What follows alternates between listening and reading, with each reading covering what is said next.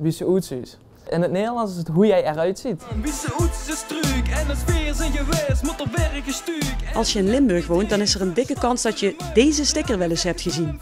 Maar waar gaat dat eigenlijk over? Het is eigenlijk, wie ziet het er zelf uit? We zeggen zelf eigenlijk altijd, bekijk het leven gaat vaker door een roze bril. Doodgewoon gek en maakt eigenlijk niet zoveel uit. Wiese oetsuus is ondertussen een bekende uitspraak waar opeens een hele cult omheen hangt.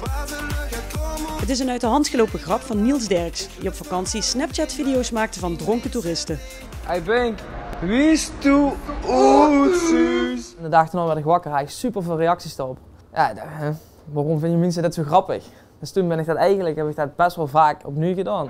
Wat zeg je nu allemaal? Wie is toe oetsuus? Het was zo'n succes dat hij besloot stickers te laten drukken. Het was een moment dat TikTok en zo net opkwam. Die korte filmpjes waren, die memes en zo kwamen dan allemaal op. En er waren in Limburg, zeg maar in de Limburgse taal, waren er heel weinig waar het op aansloot. En ik denk dat dat precies het ding waar mensen zochten gaat grappig. Wink, wie is die oetsuus? Mensen zijn het zelf gaan roepen naar andere lui van wie is de oetsuus? En dan gingen ze dat sticker plakken. En ik denk dat dat uiteindelijk het ding is geweest. En toen hebben we een liedje gemaakt.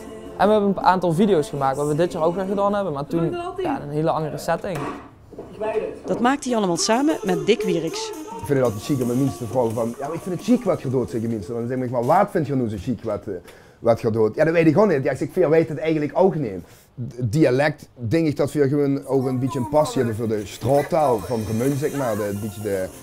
Ja, wie noemt ze dat? De tokkiecultuur of zo gaat. Om dat, net op het randje te gaan zitten van dubbelzinnig te zijn in de Limburgse taal en daar ook een beetje innovatief nog in proberen te zijn. Aan ambitie ontbreekt het in ieder geval niet. Er wordt hardop gedroomd over de toekomst van Wiese oetsuus. Het is wel een ambitie om zeg maar een hit te scoren. Het hoeft voor mij niet carnavalsgerelateerd te zijn. In het dialect? In het dialect.